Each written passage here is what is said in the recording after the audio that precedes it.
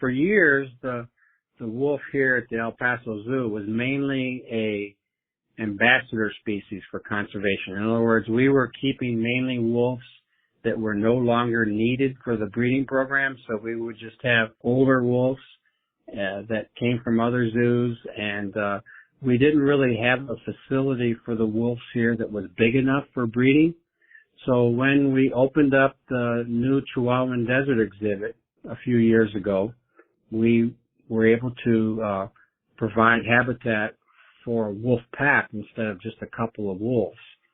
So now I'm very happy to say that our zoo is not just exhibiting these animals, but we're actually breeding them and helping to restore them in the wild through a cross-fostering program, which basically involves taking wolves born here at the zoo, and when they're like less than a week old, flying them over to Arizona and New Mexico and putting those little pups in wild Mexican wolf dens to be raised by wild Mexican wolf mothers.